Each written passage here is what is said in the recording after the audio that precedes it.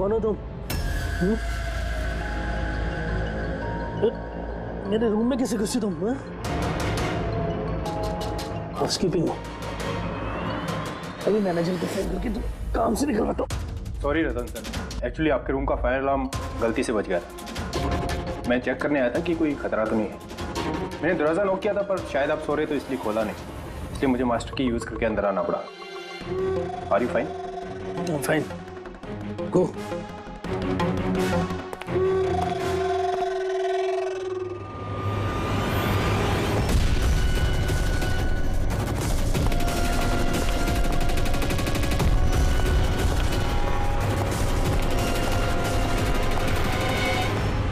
सोने के बाद भी सर दर्द क्यों रहा है?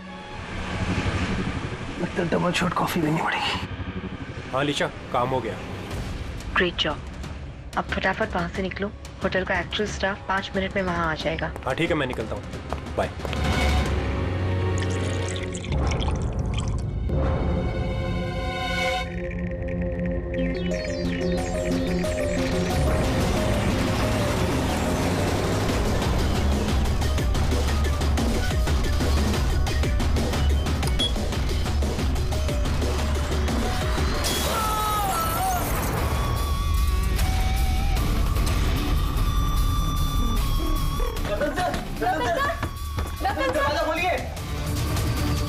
एक काम कर, मास्टर की से दरवाजा खोलते हैं।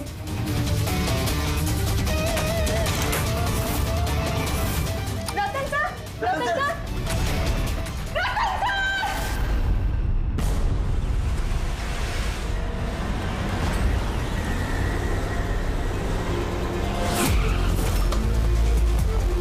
जिनका खून हुआ है उनका नाम क्या है? सर रतन जी, वो हमारे रेगुलर कस्टमर थे और वो बहुत ही बड़े फिजिसिस्ट भी थे सर। फिजिसिस्ट? जी सर। मतलब फिजिक्स में एक्सपर्ट है ये? जी सर। कितने बजे हुआ ये सब? सर यही तकरीबन सुबह 6:30 बजे। हटिए, चलिए हटिए, प्लीज हटिए।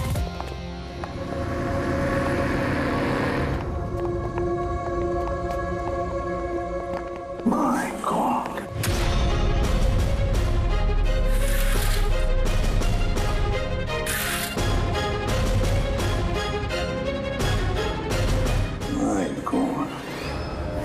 इसके छाती में तो इतने सारे डांट्स घुसे हैं। तो अगर इसकी मौत ये माइक्रोवेव ओवन ब्लास्ट होने की वजह से हुई है तो ये 1 2 3 4 6 डार्ट इसके शरीर में क्या कर रहे हैं? माइक्रोवेव ब्लास्ट नहीं हुआ सर, यहाँ तो गन रखी हुई है। डार्ट पहले से ही गन में फिक्स थी। ऐसा लगता है इस रतन को मारने की अच्छी खासी प्लानिंग की गई है। क्यों मैनेजर साहब, पता भी है आपको क्या हो रहा है आपके होटल में? आपके होटल के गेस्ट को किसी ने मारने की प्लानिंग की, माइक्रोवेव में ये डार्ट लगाकर। सर मैं खुद सरप्राइज हूँ कि ये सब क्या हो रहा है। यहाँ तुम्हारे होटल के रूम में एक मर्डर हुआ है। इसकी जवाबदारी आपके होटल की है और आपकी। पर सर आप बताइए, हम अपने कस्टमर को क्यों मारेंगे? जोया, तुम बताओ ना सर को। सर के चेक इन करने के पहले तुमने कमरा ठीक से देखा था ना? जी सर। सर पूछिए ना सर, कल रात 11 बजे सर चेक इन किए थे होटल में। 10:30 बजे मैंने खुद चेक की थी कि सामान सब कुछ ठीक है कि नहीं, और माइक्रोवेव में उस वक्त कुछ डार्ट्स वगैरह नहीं थे।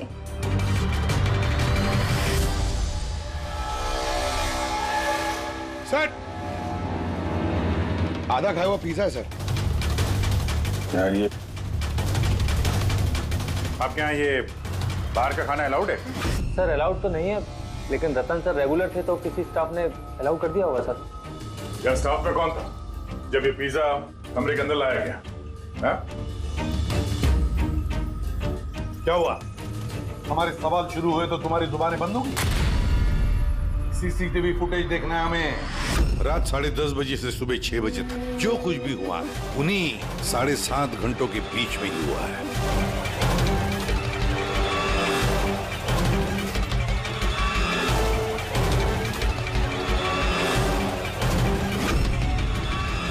जोया 10:30 बजे रतन जी के कमरे में गई और 11:15 बजे बाहर आई, 15 मिनट में।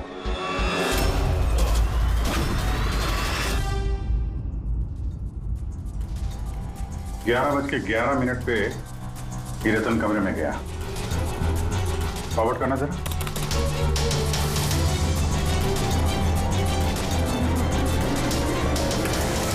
साढ़े 11 बजे हैं और ये रहा रतन का पहला विजिटर।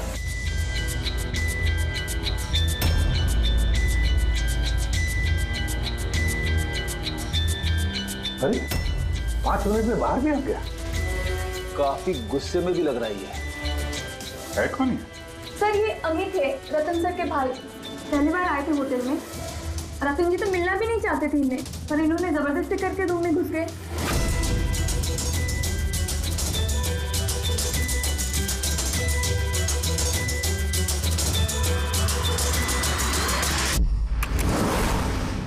अच्छा, वो पिज्जा कमरे के अंदर ऐसे गया सर। फॉरवर्ड करना जरा, फॉरवर्ड करना।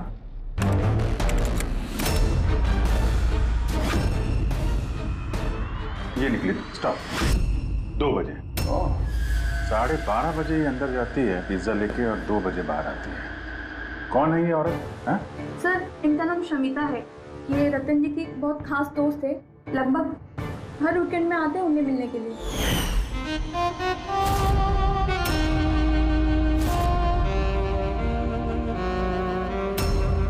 शमिता खास दोस्त रात के 12:30 बजे आती है पिज्जा लेकर।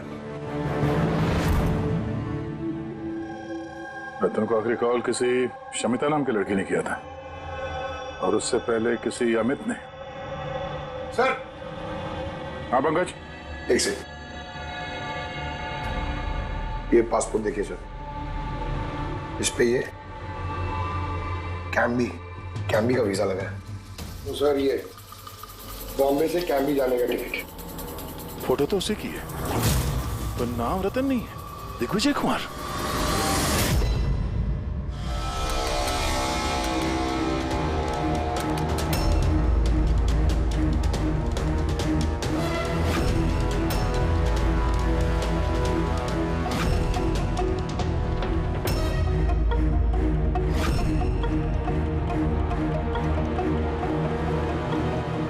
सुबह के 6 बजे होटल का स्टाफ मेंबर रतन के कमरे में जाता है और 6:30 बजे बाहर आता है। मतलब ठीक रतन की मौत से पहले। कौन है ये स्टाफ मेंबर? पता नहीं सर। क्या आप अपने स्टाफ वाले को नहीं पहचानते हैं? सर ये स्टाफ का आदमी नहीं है, मैं पता करवाता हूँ सर। मुकुल ये जाकर देखो ये आदमी कौन है, कोई नया स्टाफ आया है क्या? सर एक बात समझ में नहीं आ रही। ये रतन एक फिजिसिस्ट था, देश के स्पेशलाइज्ड स्पेस प्रोग्राम पे काम कर रहा था। नकली पासपोर्ट बनाने की क्या जरूरत? वही तो, कोई किसी फिजिसिस्ट को मारने के लिए इतनी लंबी प्लानिंग क्यों करेगा? पूर्वी ये लैपटॉप चेक करो सर रतन का। सर हाँ, मैंने सारा रिकॉर्ड चेक कर लिया। ये बंदा होटल के किसी भी डिपार्टमेंट में काम नहीं करता है। इवन वो स्टाफ का भी नहीं था सर। सर मुझे लगता है वो बाहर का ही था। ये लो, कोई बाहर का अनजान आदमी आपके यहाँ आता है, होटल का स्टाफ बन के घूम रहा है, ये आपकी सिक्योरिटी है? हैं?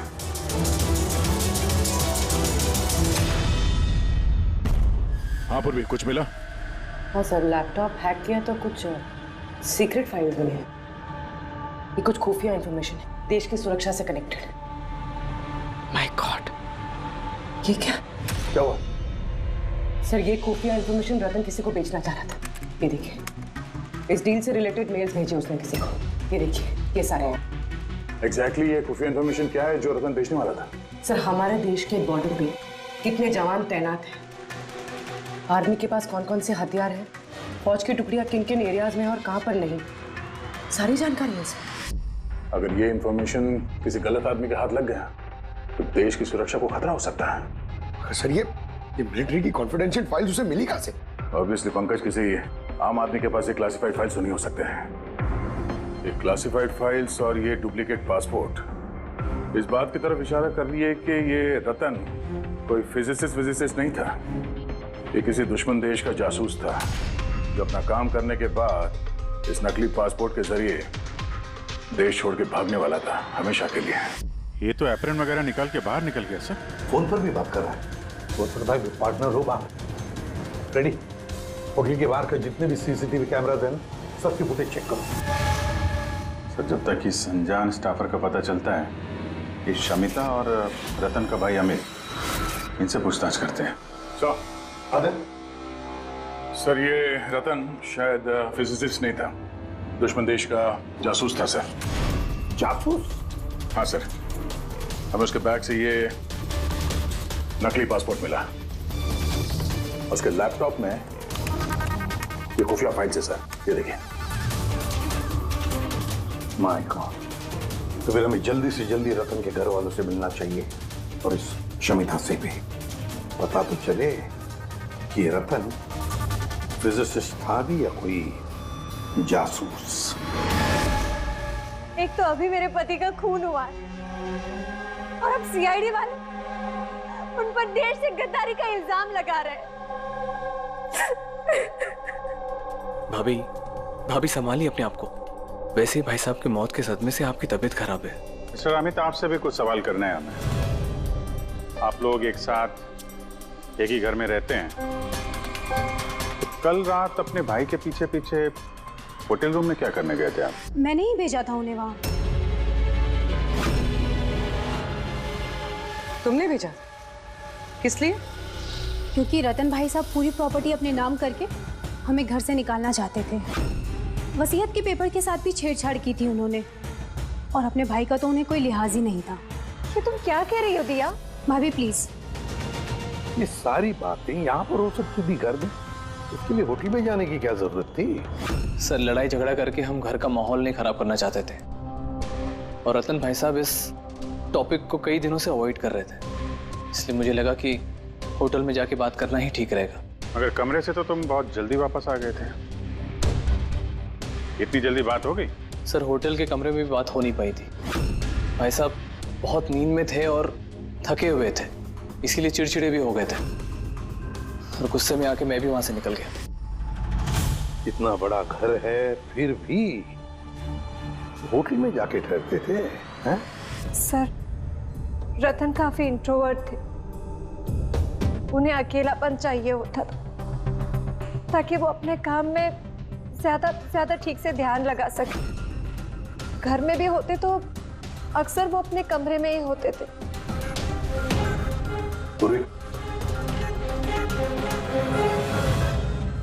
उन्हें जब कभी ज्यादा डिस्टरबेंस महसूस होता था तो वो अक्सर होटल में जाया करते थे।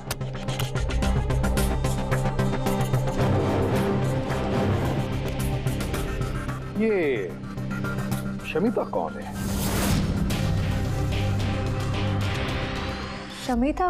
प्लीज कुछ कीजिए ऑफिसर, मैंने सुबह मिसिंग कंप्लेन दर्ज कराई थी, शाम होने वाली है, मेरी बीवी का कहीं कुछ पता नहीं चल रहा है। जीजू प्लीज रिलैक्स, शमिता दीदी मिल जाएगी।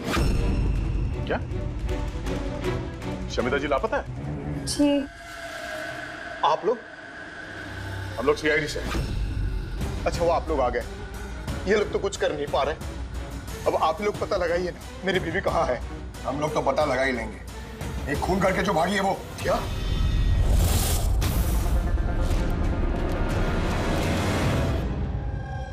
कहने के लिए तो रतन मेरे पति थे, लेकिन मैं उनके बारे में कुछ नहीं जानती थी। वो मुझसे कुछ भी शेयर नहीं करते थे, उनकी जिंदगी के हर पन्ने मेरे लिए राज से कम नहीं था। ये शमिता कौन है मैं कुछ नहीं जानती, मैंने ये नाम भी नहीं सुना, यहाँ तक कि वो क्या करते हैं, क्या काम करते हैं, मुझे कुछ नहीं पता। ये है उस होटल कॉरिडोर की फुटेज। कल घर से कहाँ जाने के लिए निकली थी शमिता? अब घर से तो ऑफिस के लिए ही निकली थी, मगर ऑफिस से निकलने के बाद कहाँ गई कुछ पता नहीं चल रहा है। अच्छा कल डिनर में क्या खाया था रतन ने? प्लेन चीज पिज्जा।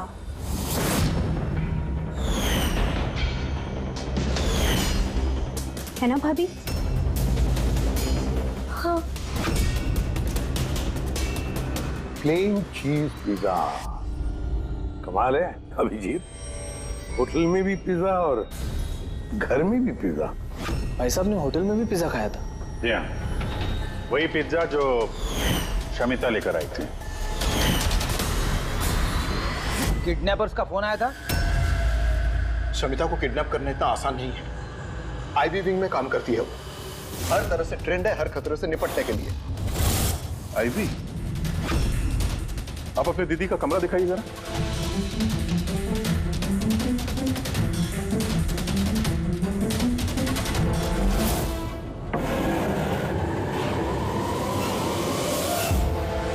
सर, ये है दीदी का कमरा।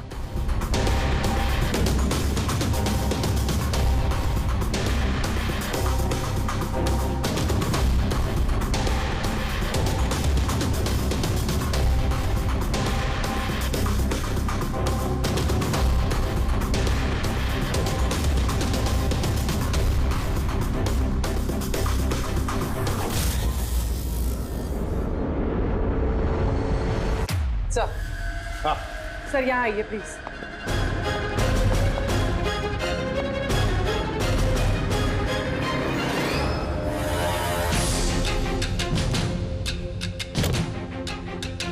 ये लो, कमरे के अंदर कमरा। सर इधर आइए। ये कंप्यूटर हैक हुआ है सर। एक काम करो, पूरे घर की तलाशी लो। गाड़ियां, विग्स, ओहो, प्रोस्थेटिक्स।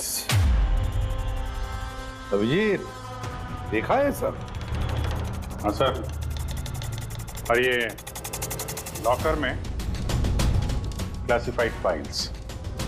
लगता है काफी समय से जासूसी चल रही है इसकी। सिर्फ इतना ही नहीं सर, कोई तो है जो रतन पे नजर रखे हुए था। उसकी कंप्यूटर की एक एक एक्टिविटी को मॉनिटर कर रहा था। ये कंप्यूटर हैक है। कौन हैकर है पता लगा?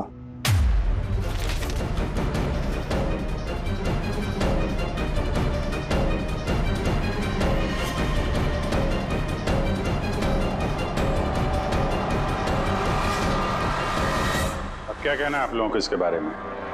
एक ही छत के नीचे रहते थे आप लोग रतन के साथ, और इस बारे में आप लोगों को भनक भी नहीं है। सर भनक कैसी लगती सर? रतन भाई साहब तो अपने कमरे में किसी को घुसने भी नहीं देते थे। और यहाँ तक कि सर काम वाली को भी नहीं, सफाई वगैरह भी वो खुद ही किया करते थे। फिर जस्मीन जी, आपका क्या कहना है? ये तो बेडरूम के अंदर का ही तो कमरा है। सर, मैंने आपसे कहा ना, मुझे कुछ नहीं पता।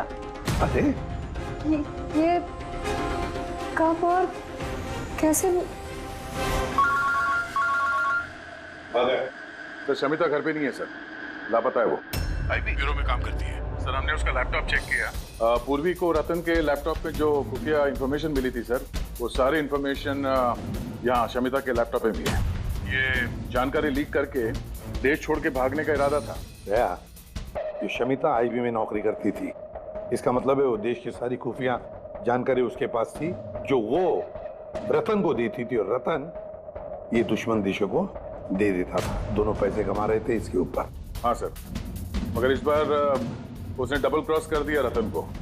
उसने उसे जान से मार दिया और मार के यहाँ से भाग गई। या सारे के सारे सबूत इकट्ठा करो और ब्यूरो में लेकर आओ।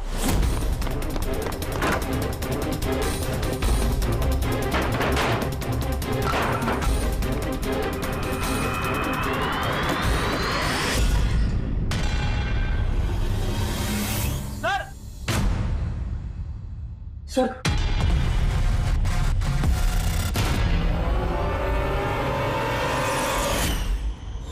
शमिता?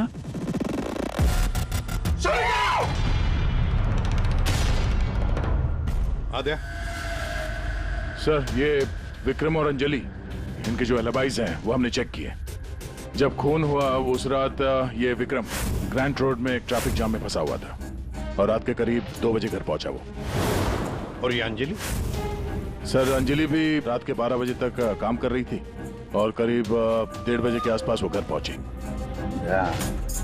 सब देखकर ऐसे लगता है कि ये कोई मामूली मर्डर केस नहीं है, देश की सुरक्षा से जुड़ा हुआ है। सर ये देखिए सर, ठीक ब्लास्ट से पहले सुबह 6:30 बजे के आसपास इस लाल गाड़ी में एक औरत होटल से बाहर गई। सर वो जो नकली होटल स्टाफ वाला था ना सर, वो भी उसी वक्त निकला था, लेकिन दूसरे गेट से। ये देखिए। पूर्वी, गाड़ी कितने बजे आई थी होटल में? सुबह 6 बजे। निकल गई 6:30 बजे, आधे घंटे बाद। लड़की के चेहरे पे जूम करो जरा, देखें तो सही। हमारे डेटाबेस में कुछ नाम और चेहरे हैं जिनसे देश की सिक्योरिटी को खतरा है। ये गद्दारों और जासूसों वाली लिस्ट। इनके चेहरे स्कैन करो और उन सब से मैच करके देखो।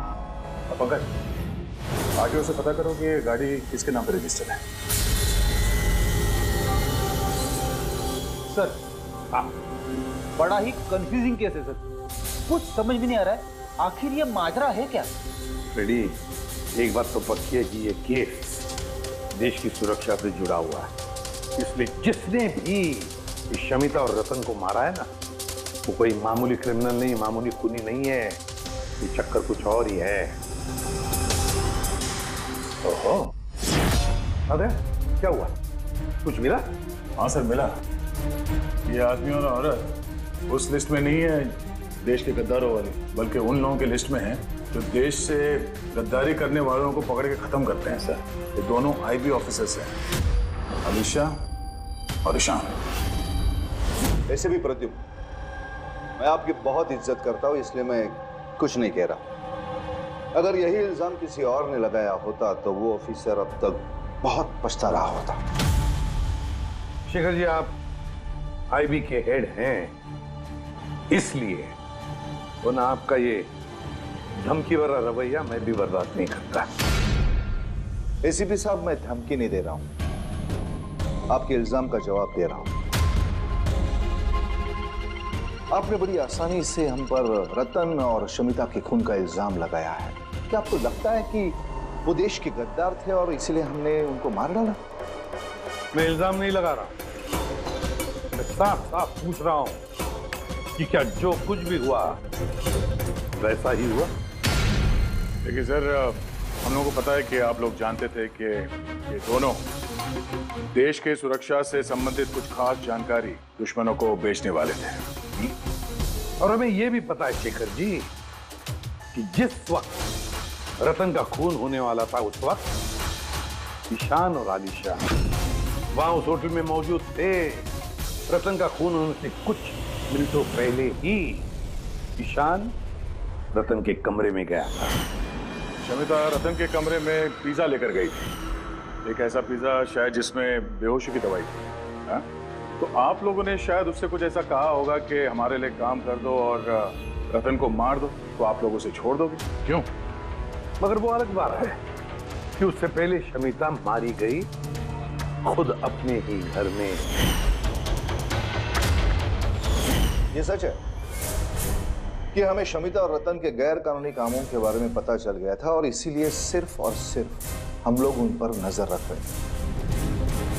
कुछ ऐसी कहानी सुनाइए शेखर जी जिस पर यकीन किया जाए। सर प्लीज, आप शेखर सर से इस तरह बात नहीं कर सकते। और तुम भी एसीपी साहब से इस तरह से बात नहीं कर सकते। Relax boys. अलीशा, तुम ही बताओ, तुम दोनों उस दिन होटल पे क्यों गए थे? सर, रतन के लैपटॉप से उन फाइल्स की कॉपी बनाने जो उसने दुश्मन देश को ईमेल कर दिया था, ताकि हमें यह पता चल सके कि हमारी कौन कौन सी खुफिया इंफॉर्मेशन उन तक पहुंच चुकी है। तो अब तसल्ली हो गई आपकी? हमारा मकसद सिर्फ नजर रखना था, मारना नहीं था। हाँ, लेकिन अगर जरूरत पड़े और हमारे पास ऑर्डर्स हो तो ऐसे देश के गद्दारों को मारने के लिए हमें आपके परमिशन की जरूरत नहीं है। सर फिलहाल तो टेंशन वाली बात यह है कि जिस किसी ने उन दोनों को मारा है तो उसके हाथ देश की खुफिया जानकारी लगी होगी। वो ये जानकारी जिसे मर्जी दे सकता है, दुश्मनों को, आतंकवादियों को या किसी और को भी। हाँ, अगर हमें वो इंसान मिल गया जिसने उन दोनों को मारा है और जिसके पास देश की खुफिया जानकारी है, तो हम उसे मारने में भी हिचकिचाएंगे नहीं। और हमें पूरा यकीन है कि आईवी के पहुंचने से पहले सीआईडी उस तक पहुंच जाएगी। एसीपी प्रद्युमन, अपने ऑफिसर को समझाइए कि ये वक्त एक दूसरे को चुनौती देने का नहीं है, बल्कि मिलकर साथ काम करने का है। शेखर जी, देश की चिंता जितनी आप लोगों को है ना, उतनी ही चिंता हम सीआईडी वालों को भी है। लेकिन एक बात अच्छी तरह से याद रखना, जब तक ये मर्डर सुलझा नहीं जाता तब तक आप उस गद्दार तक पहुंच नहीं सकते। शमिता ने वो खास जानकारी लीक करके रतन को दी और रतन वो इंफॉर्मेशन किसी को बेचने वाला था। मगर इससे पहले कि रतन अपनी गद्दारी का काम पूरा कर ले, किसी ने शमिता को रतन के खून के प्लान में हिस्सा बना लिया। और अब अगर वो ईशान नहीं है तो जो कोई भी है सर, उसे जल्द से जल्द ढूंढना होगा कि उसी ने शमिता को भी मारा है। हाँ, बोलता हूं क्या क्या सारुण के, अब क्या नया चक्कर है तेरा? क्यों? जब हम लोगों ने अपनी आंखों से उस सीसीटीवी फुटेज में देखा है कि रात के 12:30 बजे शमिता वहां होटल के कॉरिडोर में थी, तो तू कह रहा है कि वो शमिता नहीं थी? कौन हो सकता है? रतन की मौत कैसे हुई? रतन की मौत हुई जहर की वजह से। वो डार्ट जो हमें रतन की बॉडी में से मिला है, उस पर इतना जबरदस्त जहर लगा हुआ था कि सेकंड्स में ही रतन की मौत हो गई। और सर पॉइंट नंबर 2, इस माइक्रोवेव में डार्ट फिक्स करने के लिए खूनी को पूरा टाइम मिला होगा, क्योंकि ये नशीला पिज्जा खाने की वजह से वो बेहोशी की हालत में पड़ा होगा। तो बस जो नशीली दवाई हमें पिज्जा में मिली है, उसी नशीली दवाई के ट्रेसेस हमें रतन के पेट में से। हाँ, अभी पूरे इंग्रेडिएंट्स को अच्छी तरह से चेक नहीं कर पाया हूँ, लेकिन यार सामने मैंने सब कुछ मान लिया, बस सब कुछ मान लिया, लेकिन पहले ये बता, इन सारी चीजों का शमिता के वहां होटल में ना होने से क्या कनेक्शन? बता रहा हूँ, वही बता रहा हूँ बॉस। शमिता डायबिटीज की पेशेंट थी, शक्कर की बीमारी।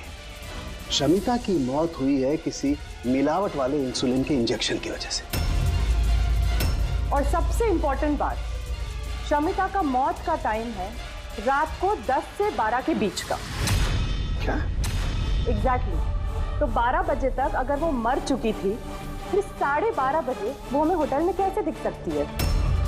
तो अगर शमिता ने रतन को नहीं मारा और अमित, ईशान और अलीशा ने भी नहीं मारा, तो फिर रतन को मारा किसने? और फिर वो फुटेज में जो औरत हमने देखी थी, अगर वो शमिता नहीं थी तो फिर कौन थी? शमिता। एसीपी साहब, आप शायद नहीं जानते कि मैं कितनी बड़ी टेंशन में हूं। अगर वो खूनी नहीं पकड़ा गया जिसने रतन और शमिता को मारा है, तो देश कितनी बड़ी मुसीबत में फंस सकता है, ये आप नहीं जानते। मैं अच्छी तरह से जानता हूँ शेखर जी, बहुत अच्छी तरह से जानता हूँ। लेकिन एक बात अच्छी तरह से याद रखिए, हम देश पर कोई भी आंच आने नहीं देंगे, उससे पहले ही हम खूनी को पकड़ लेंगे। सर, वो खूनी की आइडेंटिटी हमें वो ईमेल से मिल सकती है सर, जो रतन और शमिता ने एक दूसरे को भेजा है। अब कैसे? मुझे तो ये भी लगता है कि जरूर कोई आसपास वाला ही है जिसे शमिता और रतन, इन दोनों की छोटी से छोटी आदतों के बारे में पूरी जानकारी थी। हाँ सर, जैसे कि सुबह उठते ही रतन का माइक्रोवेव में कॉफी बनाना और शमिता को इंसुलिन के इंजेक्शन पहुंचा देना, तो कोई पास वाला ही आदमी कर सकता है। और खूनी को यह भी पता था कि ये अंजलि और विक्रम रात 1 बजे से पहले घर आने वाले नहीं है। आखिर खूनी कौन हो सकता है सर? सर, एक बात समझ में नहीं आ रही सर। ये रतन और शमिता एक दूसरे को 2 सालों से जानते हैं, मगर गद्दारी करने का इन्होंने ये 3 हफ्ते पहले ही सोचा, ऐसे अचानक? हाँ सर, बात थोड़ी अजीब तो है। इन 3 हफ्तों के पहले इनका कोई रिकॉर्ड तो नहीं रहा खुफिया खबर के एक्सचेंज को लेकर। इस सबका इस तीसरे गद्दार से क्या लेना देना? We are running out of time. हाँ सर, हमने सारे सुरागों के ताले खोल दिए, लेकिन हमें वो दरवाजा नहीं मिल रहा जो हमें तीसरे जासूस तक ले जा सके। तीसरा दरवाजा है, ये तीसरा दरवाजा हमें उस जासूस तक ले जाएगा। कौन सा? उस दरवाजे का नाम है पिज्जा। पिज्जा, वो औरत जो बड़े बड़े काले चश्मे और घुंघराले बाल का विग पहनकर घूमती है ना, शमिता बनकर, उसने उस दिन पिज्जा लाया बाहर से होटल के अंदर। और उसने ऐसा इसलिए किया क्योंकि उसे वो नशीली दवाई मिलानी थी पिज्जा में। अगर होटल में ऑर्डर करती तो उसे मौका नहीं मिलता और ना ही वक्त मिलता वो नशीली दवाई पिज्जा में मिलाने के लिए। और होटल वालों ने कुछ नहीं बोला क्योंकि वो लोग उसे जानते थे। दया, होटल दे रॉयल के आसपास इस पिज़्ज़ालो ब्रांड की पिज्जा की कितनी दुकानें हैं पता लगाते हैं, सब कुछ साफ हो जाएगा।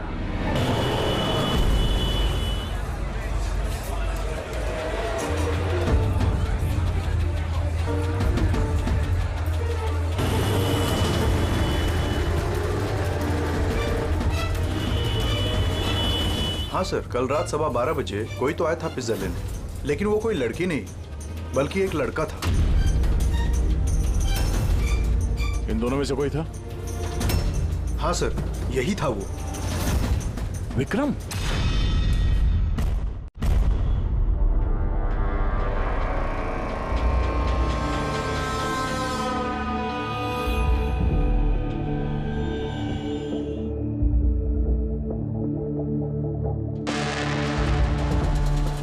चक्कर क्या है? अरिका, एक मिनट आओ। यस। अरिका, ये दोनों स्लाइड्स में पिज्जा के सैंपल्स हैं। इसमें वो है जो हमने उसके पेट में से निकाला है। दूसरा ये पिज्जा का वो टुकड़ा है जो एक्चुअल है, जो टेबल पे रखा हुआ था। जरा देखो दोनों। सर, इट्स ऑब्वियस ना कि यही वाला पिज्जा खा के रतन वो बेहोशी वाली नींद सोया था। उसमें देखना क्या है? Do you think I am a fool? दोनों क्या पे? अरे कोई वजह होगी तभी तुम्हें दिखा रहा हूँ ना। प्लीज देखो ना। Of course, sir. Just see it. हाँ हाँ सर, हाँ।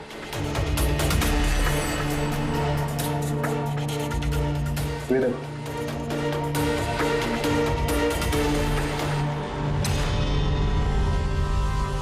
क्या? इसका मतलब रतन ये पिज्जा खा के बेहोश नहीं हुआ है? Exactly, वही दिखाना चाहता था मैं तुम्हें। क्या खाया होगा उसने?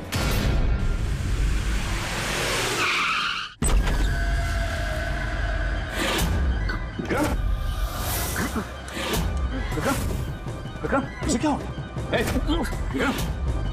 बोलो क्या हुआ? सर, इसे तो लकवा मार रहा है। लकवा? जल्दी एम्बुलेंस को फोन करो। ये किस चीज की तरफ इशारा कर रहा है? फोन पे? जल्दी। हाँ, क्या है इस फोन पे? Contact list, call list. किसी ने कॉल किया था तुम्हें यहाँ पे आने से पहले? तो फिर क्या है? गैलरी? 5 मिनट में एम्बुलेंस आ रही है। Good good. वो गैलरी खोलो जल्दी। एक मिनट। ये सर है ही नहीं। क्या है उसमें?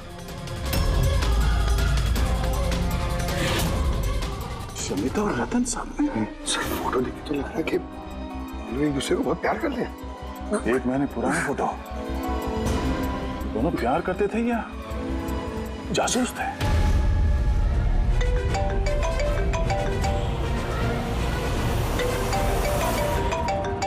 हाँ डॉक्टर साहब। अरे यार, इस केस में तो नया ही पेज फंस गया। अब क्या हुआ? याद है वो पिज्जा जो रतन ने खाया था होटल में, जिसकी वजह से वो गहरी नींद सो गया। हाँ हाँ, वही पिज्जा जो वो नकली शमिता होटल के रूम में लेकर गई थी। यार यही गच्चा खा गए। दरअसल रतन उस पिज्जा को खाने की वजह से बेहोश हुआ ही नहीं। रतन बेहोश हुआ है किसी और चीज को खाने की वजह से, जो शायद उसने होटल में आने से पहले ही खा ली। होटल में आने से पहले? अभिजीत ने बताया था कि होटल आने से पहले रतन ने पिज्जा ही खाया था। अच्छा, कल डिनर में क्या खाया था रतन ने? प्लेन चीज पिज्जा, है ना भाभी? हाँ।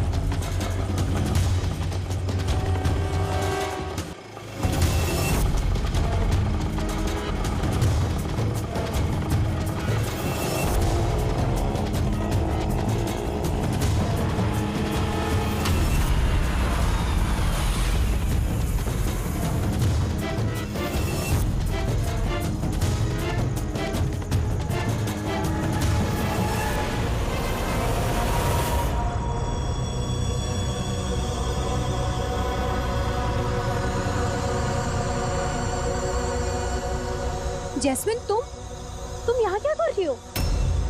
इन लोगों ने मुझे कुछ इन्फॉर्मेशन लाने के लिए कहा। मुझे कुछ पता ही नहीं उस इन्फॉर्मेशन के बारे में। इन्होंने कहा कि अगर मैं नहीं आई तो ये लोग मुझे जान से मार देगी, इसलिए मैं यहाँ आई हूँ। वो कौन तुम लोग? हम तीनों को यहाँ धोखे से बुलाने का मतलब? देश के साथ धोखा ना हो, इसलिए हमें कभी कभी मुजरिमों के साथ धोखा करना पड़ता है। IB wing. आप लोग वही है ना जिन्होंने रतन भैया को मारा था? रतन को किसने मारा और किसने नहीं, इसकी सच्चाई जल्द सामने आ जाएगी। लेकिन दिया, अमित, एक और सच्चाई आना बाकी है। वो क्या? वो ये कि तुम दोनों को ये पता होना चाहिए कि तुम एक देश के गद्दार के साथ रह रहे हो, है ना जैस्मिन?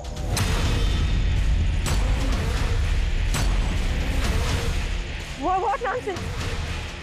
तुम लोग मुझे देश का गद्दार कह रहे हो? रतन को बेहोशी वाला खाना तुमने खिलाया था ना, जिसकी वजह से उसकी बाद में मौत हो गई। अब तुम्हारी भलाई इसी में है कि तुम जल्दी से अपना जुर्म कबूल कर लो। क्या कह रहे हो तुम लोग? मैंने तो कुछ नहीं किया है। कौन सी बेहोशी वाली दवाई? मैं अपने पति को क्यों मारूंगी? हाँ, क्यों उसे बेहोशी वाली दवाई दूंगी?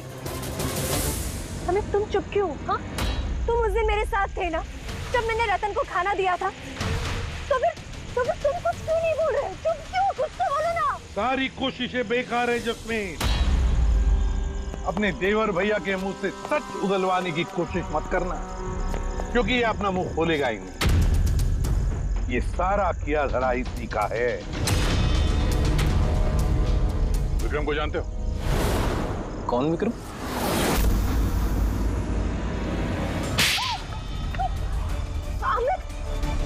आप लोग इस तरफ आइए। वही विक्रम जिसे शमिता और रतन के एक्स्ट्रा मैरिटल अफेयर्स के बारे में तुमने जानकारी दी थी और कुछ फोटो भी भेजे थे हेलो मैसेंजर पे। ये देखो, डिस्प्ले पिक्चर में तुम्हारा चेहरा है। कुछ याद है? ये क्या? शमिता और रतन के फोटोग्राफ्स विक्रम को हेलो मैसेंजर ऐप से जैस्मिन ने किसी और ने भेजा। अमित, देश को नुकसान पहुंचाने का मेरा कोई इरादा नहीं था सर। और ये सारा गद्दार जासूस वाला जो एंगल है, ये सब कुछ मेरा गेम प्लान था, ताकि मैं कानून को गुमराह कर सकूं। पूरी बात डिटेल में बताओ। ये गद्दारी वाला नाटक क्या है? सर, ये सब एक गेम प्लान था, ताकि रतन की मौत का इल्जाम मुझ पर ना आए और शमिता का मौत का इल्जाम विक्रम पर ना जाए। इसीलिए मैंने ये सब गद्दार जासूस का ताना बाना बुना था। और रतन को मारना क्यों चाहते थे तुम? हाँ? क्योंकि वो मुझे और दिया को घर से बाहर निकाल देना चाहता था, और अगर वो ऐसा कर देता तो मैं कुछ नहीं कर पाता। लेकिन मेरी किस्मत अच्छी थी कि उसी वक्त मुझे रतन और शमिता के लव अफेयर के बारे में पता चल गया, और तभी मैंने ये सारा प्लान रचा। मैंने शमिता के हस्बैंड विक्रम को उसकी बेवफा बीवी का सबूत दिया। गुस्सा तो इतना आ रहा है मुझे कि मन कर रहा है उसे डिवोर्स दे दूं, मगर क्या करूं? इसमें मेरा ही नुकसान है। अगर उसने मुझे छोड़ दिया ना, तो मैं खुद ही सड़क पे आ जाऊंगा। तो डिवोर्स मत दो, कुछ उससे भी बड़ा सोचो। मार डाले उन्हें। फिर मैंने और विक्रम ने रतन और शमिता के कंप्यूटर पे उनके नाम से ईमेल अकाउंट्स बनाए। रतन वाले ईमेल्स मैं भेजता था और शमिता वाले विक्रम। उस रात होटल में विक्रम ही नकली शमिता बनकर गया था। जब वो कमरे में पहुंचा तो उसने देखा कि रतन गहरी नींद में है। बस फिर उसने माइक्रोवेव में डार्ट्स फिट किए, थोड़ा सा पिज्जा खाया, नशीली दवाई मिलाई और फिर कमरे में से चला गया। और शमिता को वो जहरीला इंसुलिन का इंजेक्शन तुमने ही दिया था ना? हाँ, होटल जाने से पहले मैं शमिता के घर गया था। जी कहिए, आप कौन? तुम्हें आजाद करने आया हूँ। मतलब? दो लोगों से प्यार करना अच्छी बात तो नहीं है ना शमिता जी? होटल के कमरे में रतन से मिलने क्यों गए थे तुम, जब ये सारा प्लान पहले से ही करके रखा हुआ था? भले ही वो मुझे घर से बाहर निकाल देना चाहता था, लेकिन था तो वो मेरा ही भाई। एक आखिरी मुलाकात तो बनती थी, और ये सब मेरे प्लान में भी मेरी मदद करती। मैंने विक्रम को पहले से इन्फॉर्म कर दिया कि रतन नींद में है और कुछ ही देर में सो जाएगा। और तुम्हें लगा कि सीसीटीवी फुटेज में बहुत सारे लोग दिखेंगे, उसमें अगर तुम भी दिख जाओगे तो कोई शक नहीं करेगा। इसीलिए तो मैंने ये सारा गद्दार जासूस वाला खेल रचा था, ताकि आप सब लोग इसी में उलझ के रह जाएं। लेकिन जब ये आईबी वाले भी इस केस में जुड़ गए तो विक्रम डर गया, और इसलिए तुमने उसे पैरालाइज कर दिया, और कुछ चारा भी नहीं था मेरे पास। ये तुमने क्या किया अमित? पैसों के लिए तुमने अपने भाई को मार दिया। अमित, जायदाद और पैसों की लालच में तुमने अपने सगे भाई का खून कर दिया, और तो और कानून के साथ और देश की सुरक्षा के साथ भी खिलवाड़ किया। बहुत संगीन जुर्म किए है तुमने। कानून तुम्हें कड़ी से कड़ी सजा देगा। For more updates, subscribe to our channel, click the show links and enjoy watching the videos.